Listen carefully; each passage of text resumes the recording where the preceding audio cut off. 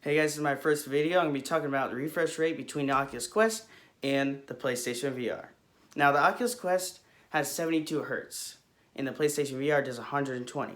If you don't know what Hertz is basically what the screen can refresh in 1 second. So every second on the Oculus Quest, the displays inside the headset will refresh 72 times. Now FPS is what the hardware inside your headset can deliver frames per second. So on Oculus Quest, they're running frames per second 72, which also happens to be the maximum hertz that the screen allows. Two different things, important to notice that. Now the PlayStation VR does 120 hertz and it's averaging around 110 to 120 frames per second. I wanted to test what the differences were between the two of them. I have not used my PlayStation VR in the past 4 weeks. I've been using the Quest this entire time. So I'm going to jump on and see what the real difference is, because there have been many people out there saying that there is a big difference between the Valve Index, which is running at 144, and the Oculus Quest. Just look at Adam Savage's tested video on the Index, and they say it very clearly there that it's a big jump and it's noticeable. But there have been many tests out there that prove that only 5% of people can actually notice that difference. I'm going to see what happens when I try it out and whether there's actually any difference at all.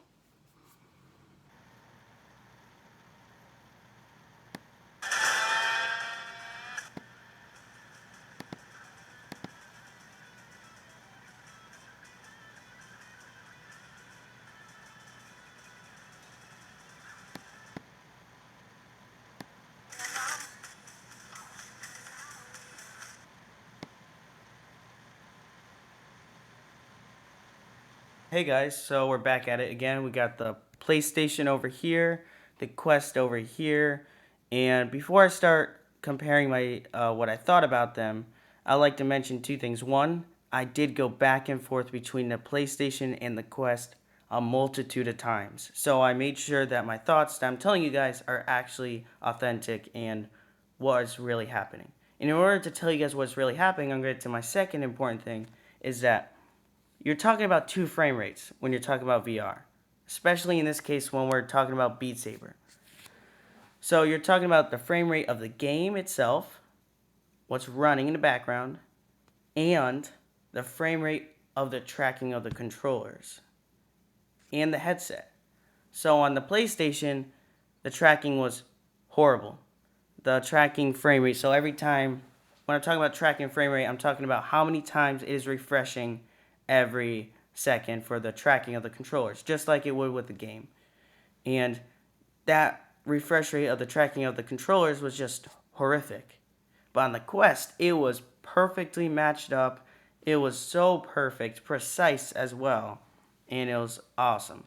Now, in order to talk about just the frame rate of the game in the refresh rate, the hertz, I have to ignore that entirely, which was pretty hard in order to do. And I got to the point when I was going back and forth to where I realized there is no difference really in frame rate that I could notice. So Quest running at 72 frames per second, 72 hertz. PlayStation running anywhere from 100 FPS to 120 FPS at 120 hertz. Couldn't notice a difference. They looked exactly the same. And if I had to say one was better than the other, the Quest just crushes it in that case. But if I'm talking about exactly what I think, then they're just exactly the same. I'm going to put a video up on the tracking of the differences between the tracking of these two headsets, the PlayStation and the Quest, so you can actually understand what I'm talking about with the FPS difference in the tracking. Okay, I hope you guys like this video. If you do, please subscribe, and see you guys next time.